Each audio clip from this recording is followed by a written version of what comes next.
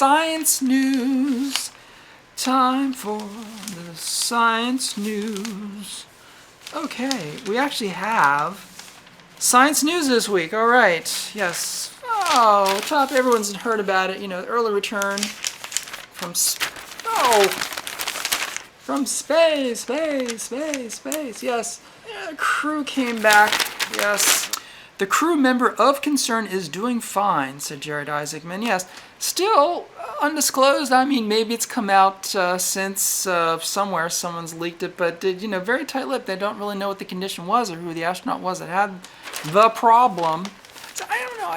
I kind of thought that it, really as a public agency, that they really kind of were bound by really talking about what the problem was. I don't know how it could be a personal problem, especially if it affected an ISS mission. Why can't we be told what it is? I don't get the secrecy. I don't understand what the secret, unless it's like a venereal disease. I can't understand why it would be secret. But yeah, so they came back safely, splashed down, no. So now there's 3 people on the ISS and taking care of it. More to come on that. Very little to say because they're not saying anything. I'm not going to speculate. All right, here we go. Where the stars don't come out at night, or any time for that matter, yes. Very distant, very ancient blobs of gas, but they don't have any stars in them. These are failed galaxies. Failed galaxies. A very strange, very distant, very ancient cosmic phenomena that is puzzling astrophysicists. So yes, this is a galaxy-like thing, about 14 million light years from Earth. It was the 9th cloud found to be associated with a nearby spiral galaxy, leading to its serendipitous name, Cloud 9. The object is starless, consisting of only a haze of hydrogen gas that astronomers believe is swatted in a much more massive clump of dark matter. Blah blah blah. I don't know. I'm not on board with dark matter. I think dark matter is a convenient variable. It's like in mathematics. It's a variable that. It's a number that you stick in there just to make the equation work. You don't know why it's got to be there. I don't know. It's like a variable force in the space-time continuum that does stuff to matter. It affects gravity. But we don't know what it is. We named it dark matter. Does it exist? No one knows. I'm not even going to speculate. But yeah, so these are objects that contain gas, but the gas does not coalesce into stars. Why? It's a very good question. Such objects are rich in gaseous nitrogen, but devoid of any stars. They're failed galaxies, known as old as time itself, primordial fossils that can help astronomers understand the conditions required for galaxies to grow. It's a very good question. How can you have gas and not have stars? I don't know. Thinking about it, something about birds. This is an article about super feathers. Something about plumage. Birds, of course, have feathers, right? But feathers, there's no such thing as like a feather. Apparently, there's lots of different kinds of feathers. And so one of these things are little filaments called phyloplumes. Yeah, so they're researching phyloplumes and how birds use them. It says here, ever since feathers first appeared on dinosaurs around 150 million years ago, they have been evolving. Now there are 6 types of feathers on birds' bodies. 6 types of feathers, right? Including phyloplumes. Okay, so a paper published last year in the Journal of the Royal Society of Interface described a feather as a masterpiece of engineering, of course. Of course it is. Oh, yeah. More pictures in the back. Yeah, so there's a flamingo wing there. Detached from a flamingo. I think the flamingo would want that wing back. These pictures show phyloplumes. I'm sure if you've dealt with birds, you've seen them. Yeah, right there. It's like the fluffy stuff that usually appears in the underside of the wings. Fluffy stuff. And all birds have phyloplumes, even those that can't fly, emus and such. They're usually 1 to 3 per feather, and they are the densest around the contour of the body feathers and flight feathers. So phyloplumes detect pressure, touch, and vibration in adjacent feathers, and through highly sensitive nerve endings called Erbst corpuscles in their follicles, translate those mechanical cues into neurological signals. The birds with the most phyloplumes are large, strong flying species like eagles, albatrosses, and vultures. Albatrosses have been known to fly 6,000 miles or more without stopping. Yes. Phyloplumes play other roles. The ones on turkeys can grow up to a foot in length. They use them for navigating down these dark nesting burrows. They're not hurting their heads. So yeah, they use them for sensing and such. But it says here, it's a long article and fascinating. I'm not going to read it all, but it does say in the end, the phyloplume remains one of the least understood feathers. A lot remains to be discovered about their function, said Dr. Lennick, because it is almost impossible to study their function on living birds. All right, so birds are using them, and they're keeping their secrets. A lot more to learn about birds and phyloplumes. This is interesting. So there was a Z Frank video about birds using tools that was put up a couple weeks ago. So in recent years, a lot more research going into animals that construct and use tools, and particularly not just like pick up something, but actually create a tool for a specific purpose. That's sort of like another level of tool making, like making a tool rather than just opportunistically just using something. Here's one about a cow that uses sticks to scratch its back.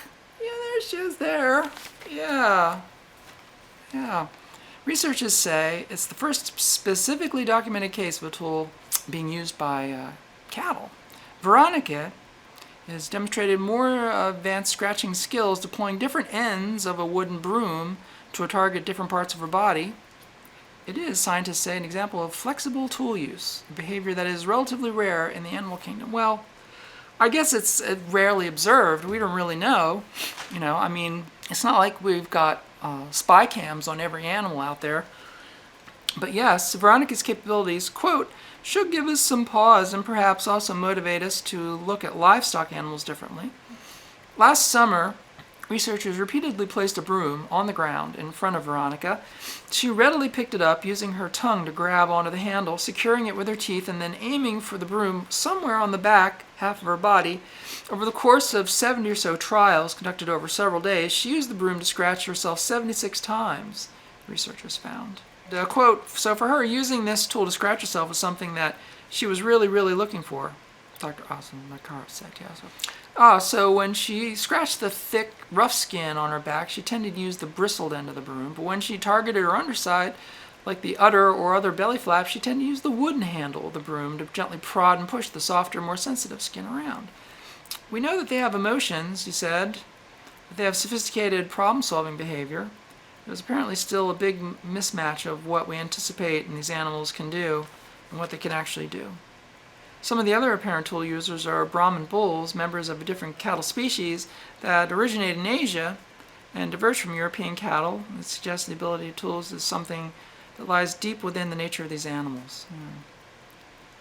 So just because we raise them for food doesn't mean that they can't think, and God forbid we think about animals more like ourselves. And here's another one in the animal category. Dogs, well, dogs can develop vocabularies like toddlers. There's a doggy there. This is Basket. What a great name for a doggy. Basket, a border collie, knows the names of at least 150 toys. Basket the border collie seems to have a way with words. The 7-year-old dog who resides in the Upper West Side of Manhattan knows the names of at least 150 toys. Froggy, Crayon Box, and Pop-Tart among them, and can retrieve them on command. So there's a bunch of other canine prodigies. Similarly, can remember words. They're very good at picking up on these cues. They're so good that they can pick up on them equally well when the cues are directed to the dog or when they're just directed to someone else. Individually, 7 of these 10 dogs, including Basket, perform significantly above chance. I think these 7 dogs might be doing something very impressive, blah, blah, blah, blah, blah. So, a lot more to know about dogs. Dogs and cats can understand words, too. My cats always could understand certain words and respond to certain things. And Dot over at the factory, Scott Kipp has his gray African parrot Dot lives over there, and Dot knows dozens of words, many dozens of words, and so.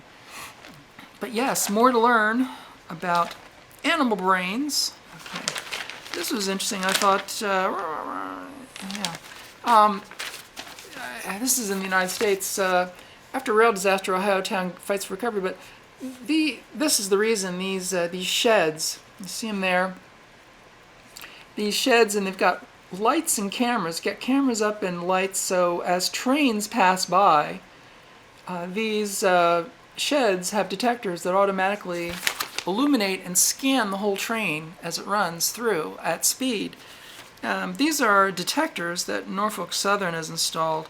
These are to counter rail disasters because, American long-haul freight trains, they can be many miles long and have hundreds of cars in them. And, when they have a problem, if an axle locks up or brakes don't work, American rail disasters can be very costly, very dangerous, and deadly. So they've taken to setting up scanners to inspect trains while they're in motion. It says Norfolk Southern installed 265 detectors since this particular accident in Ohio, and they have a total of 1,184 of these detector booths throughout the network. That's a lot. Norfolk Southern reported 15 derailments on its mainline tracks in the first 10 months of last year.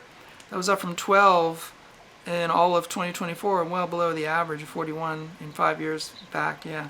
So they're looking for. I guess they have thermal cameras and stuff. They look for overheating wheels and axles that might indicate bearings seizing up if they aren't rotating at the right speed. Things like this. Because this particular derailment they're talking about happened after the rail car's wheel bearing overheated and caused the axle to break. So I just think it's cool employing the technology. I don't know really how good they are at employing the data, but obviously detecting problems before they have major derailments, that's a good thing. Okay, this is a big one. You were talking about AI. Yeah, so this was all over the place a couple weeks ago. AI's arrival in Gmail raises questions about our privacy, all right? Yeah, this was January 19th. This was last week. Okay. Google this month began rolling out a suite of new tools relying on generative AI, the technology driving chatbots to help users manage their bloated inboxes and speed up the process of writing email. Great. I talked about this before earlier in the year that I began receiving almost wholesale bot-written replies from friends, from colleagues, from businesses that I interact with. The stench of AI-written, sloppy, heartfelt, maudlin, feigning replies to my very heartfelt, well-written emails and concerns it's making me gnash my teeth. But the idea of having AI in everybody's mailbox should bring pause to people for privacy. The idea of having intelligent AI sorting your email, telling you what to read, replying to your emails for you, what does that say about you?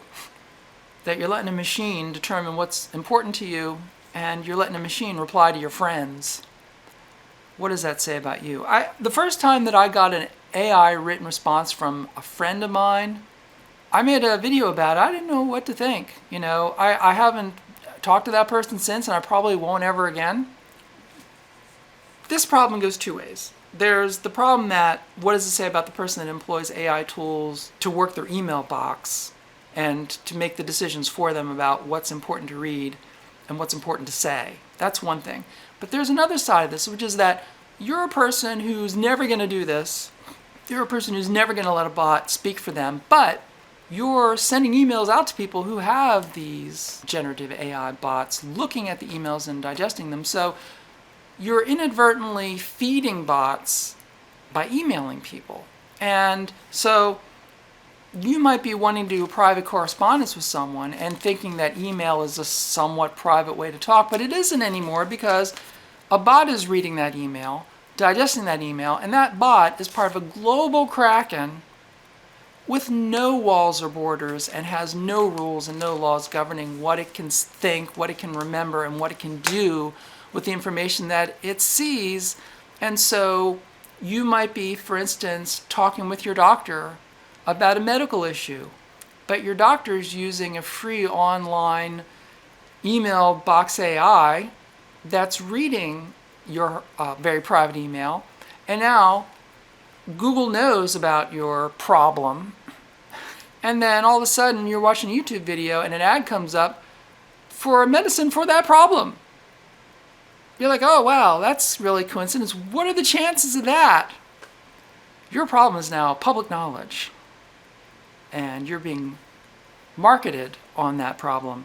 This is the issue. The issue is that you can't do anything online without it being public knowledge now. There is no such thing as privacy. The younger generation are fine with this. If you talk with young people, it's like privacy is like doesn't even enter the conversation. It's just like they weren't raised to even think of privacy as something that you should even want. Older people like myself who have great concerns about privacy, and we want to not have our email read, and we want to have our addresses private, and we don't want people looking into our business, they see that as suspect. It's like, well, why don't you want people to know what you're doing? Why don't you want your finances to be known?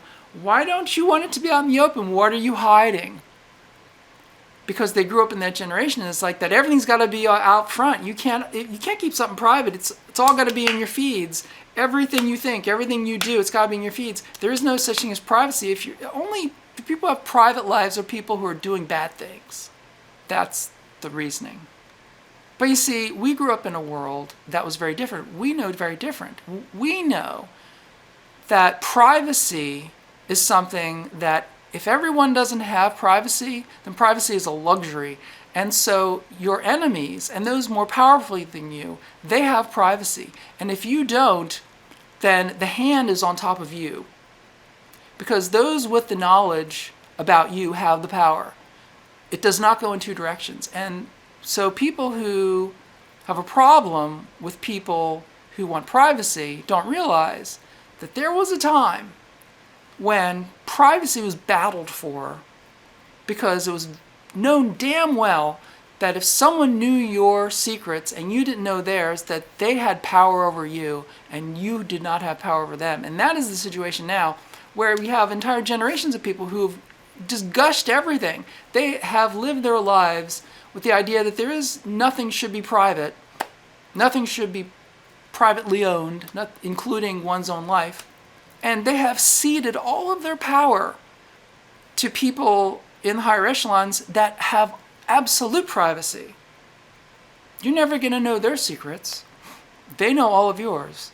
Power is running in one direction. And so you've got a generation that don't care about that. And that is why we have this stuff with AI. It couldn't have been unleashed on a public 30 years ago. 30 years ago, if someone invented the technology for generative AI at the birth of the internet, there would have been such an outrage about it. The idea that you'd have a bot in your email box, that you'd have machines looking at your mail, that your correspondence, that your telephone calls, that everything that you would hold personal and dear would be made public knowledge instantly. 30 years ago, it would have been universal uproar. There would have been an all-out war against this kind of technology. Nobody would stand for it. Today, the frog has been in the frying pan for 30 years, and that frog is cooking and happy. That's the reality of it. Smell something cooking? That's your life. Enjoy it. All right, that's it. In the lab. That's where I work. In the lab. Go berserk.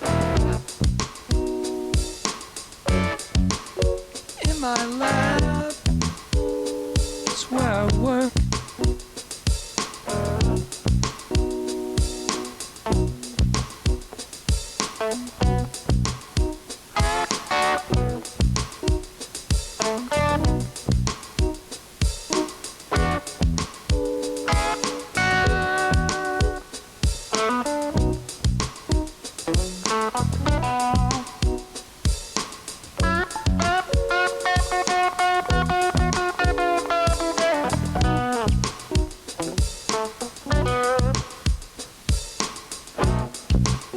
Friend lab. It's what you're watching. Friend lab. It's what I'm doing. Working at the bench again.